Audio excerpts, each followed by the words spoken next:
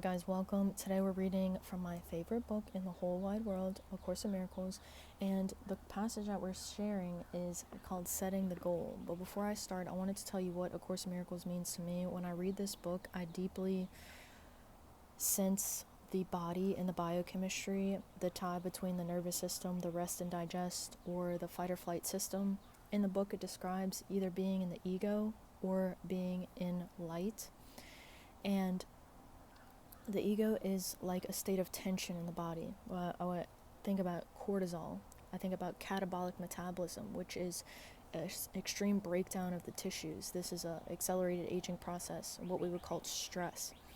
And then there's also being in light, which would be more of that rest and digest side of the nervous system, feeling a sense of peace. And of course, both of those things are needed. Like, we do need our ego sometimes too.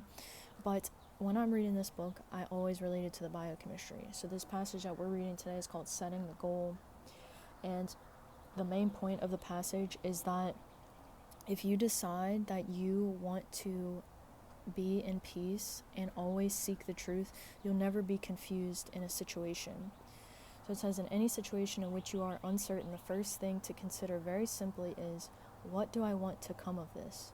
What is it for? The clarification of the goal belongs at the beginning, for it is this which will determine the outcome. In the ego's procedure, this is reversed.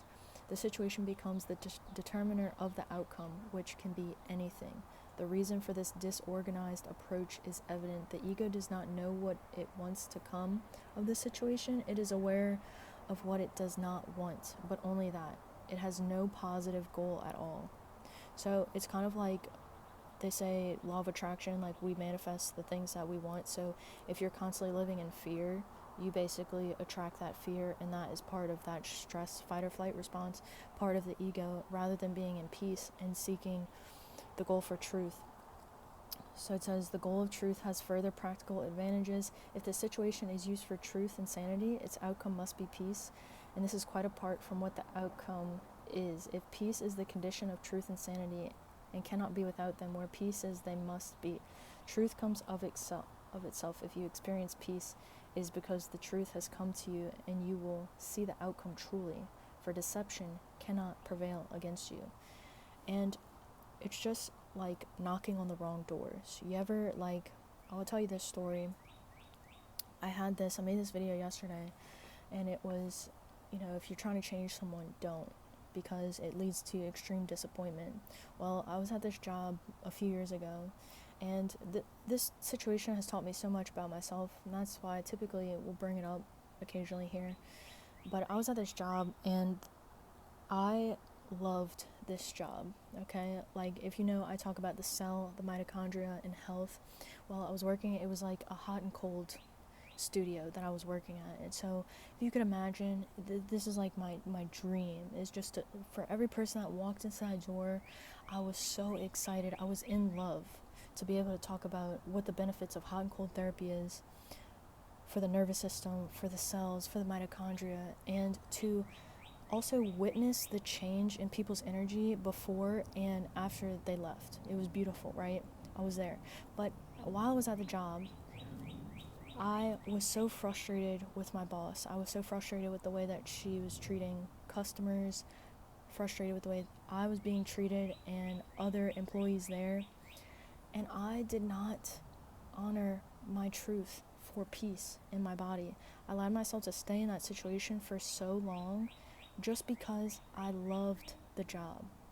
Like, as if I wouldn't leave, there's like a million other places. Like, the right doors will not be doors that you have to bang on, that you feel frustrated from. That's what this passage talks about. It talks about the goal for truth. How do you know what you've decided has been the highest thing for you? Is that it will leave you with a sense of groundedness, peace, and clarity. When I was in that situation, all I faced was frustration, confusion, lack of clarity, and I could have left a lot sooner. Like I said, if trying to change people, don't. I definitely tried to wake my boss up to the situation and stayed way too long. Caused a lot of chaos for myself, a lot of disappointment. The goal of truth requires faith, Faith is implicit in the acceptance of light's purpose, and faith is all inclusive. Where the goal of truth is set, there faith must be. The light sees the situation as a whole. The goal establishes the fact that everyone involved in it will play his part in its accomplishment. And that is so beautiful. If you're trying to change someone, don't. Because like they say, you see a flower, it's beautiful, don't pick it. Because everyone's playing their part just as they should. And I watched this video yesterday, and it really is humbling to me to see. But the girl in the video, she was saying, don't rob people of their opportunity to self-correct.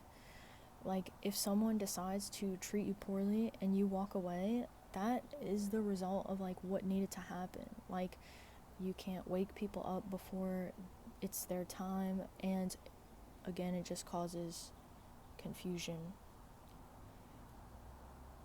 I have perfect faith in you that you would accomplish everything that you want to.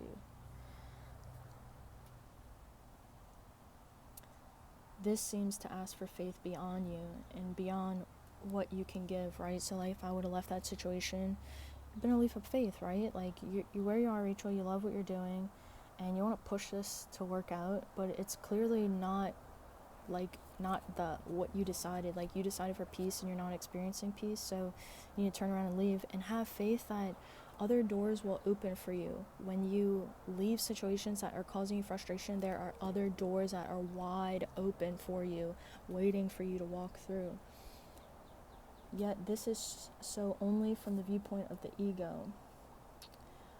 For the ego believes in solving conflict through fragmentation and does not perceive the situation as a whole. Therefore, it seeks to split off segments of the situation and deal with them separately, for it has faith in separation and not in wholeness.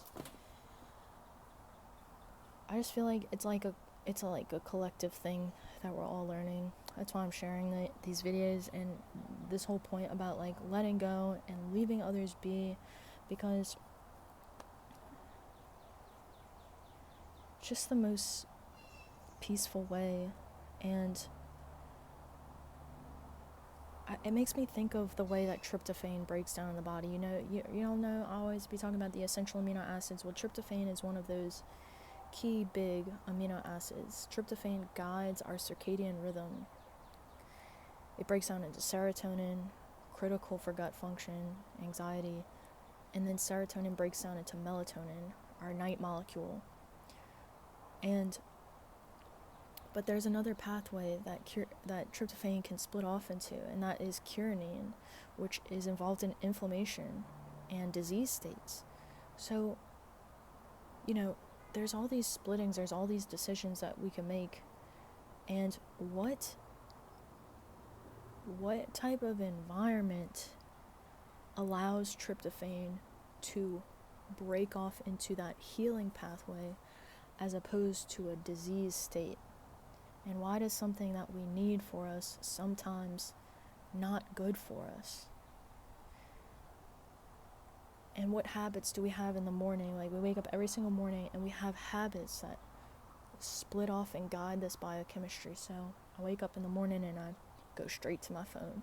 That might be the kynurenine pathway. Or I wake up and I go into the sunlight, and I know the sunlight breaks down tryptophan. I know it creates melatonin and serotonin. I know it makes dopamine. So what are these habits? So maybe I go drink a pot of coffee, or maybe I go eat protein-filled breakfast. What is the determiner of that? Maybe I am beating myself up inside, thinking I'm not good enough. Or maybe I'm having perfect faith in myself, that I'm right where I'm supposed to be. What decides this genetic expression? And that is the environment that we put ourselves in. So that's why I love this book, because I need this book in my life every single day to help remind me that I'm not perfect and that I do have things to work on. And I just like sharing it with you guys too, and relating it to the biochemistry, because as I read it, I'm just constantly hearing the biochemistry talking to me and reminding me of my habits. light and darkness. And, you know, the physical is not separate from the spiritual, right? Like, we could be rude and ugly and nasty to people, or we can be very gentle and kind. We can keep all the windows closed in the house, or we can step out into the sun. I've been trying to get into the sun more lately. There's this book that I read not long ago. You guys should really check it out. It's by a doctor named Holowich. He did some studies on glucose metabolism and light exposure, and particularly through the eyes, because he studied people with cataracts and blind people. I was born with cataracts, so a topic like this is very intriguing to me, but people with cataracts and who are blind actually have lower levels of glucose metabolism. So getting sunlight into the eyes, into the body, is so important. Blood sugar, it regulates our circadian rhythm. Most disease states involved this whacked out blood sugar control, whacked out cortisol, whacked out nervous system, and then you go bigger and it's a whacked out circadian rhythm. So those uncontrollable blood sugar levels are going to lead us to staying awake at night, diminished melatonin, increased insulin resistance, light resistance. But you eat that protein, you protect your light, you go out into the sunlight, you're training your biochemistry every single time. So look into that book, F. Holowich. It's called like ocular motor something. If you Google it, you'll find it. But it's very, very fascinating how the sunlight, a free element. I was laughing at myself last week because, well, sometimes, first off, I think I'm too serious. But this stuff is really serious to me. Because it's all good until it's not. Until you hit rock bottom and you're like really looking for a change. And I know what it's like to be there, so, you know, you don't be afraid of your darkness. But anyway, what was I saying before? I can't remember. But going into the sunlight, I was laughing at myself because I was like, if they charged for sunlight, I would be broke. I would give all my money away just to be in the sun, because the sun is so healing. And there was this doctor too who like got in trouble. I think he was starting to heal people from lupus. His name's like Fisetten or something like that. He's from the northern Norway, Denmark, Copenhagen area. If you guys don't know, it's kind of way up north. They have lower levels of sunlight, so a lot of people tend to have lower levels of vitamin D, and they see higher rates of depression. And vitamin D is more like a hormone, so we need it. And there's a lot of issues that come from not being in the sun and experiencing and being connected with Mama Nature. I think when we get depressed, when we feel off, it's really just, it's the earth and nature calling us back home. Please connect with me. I feel empty right now. I feel like I'm not stimulated enough. In the book, A Course in Miracles, the ego is never satisfied, but love is content.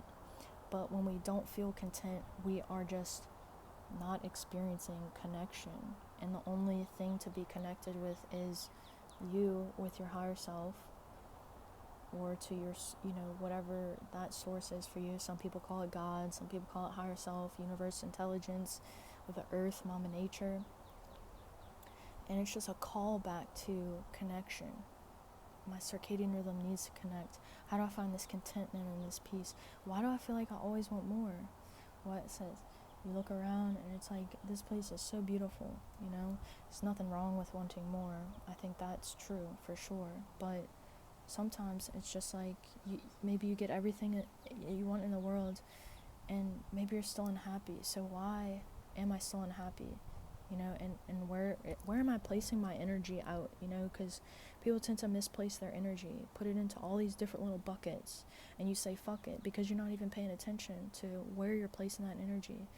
And maybe you said yes when you should have said no. And put you first, and honor the goal that you set for yourself, which is to be at peace. And if things don't bring you peace, then it's just time to let them go. So anyway, I hope this is helpful for you in some way, and I'll catch you next time. Good luck.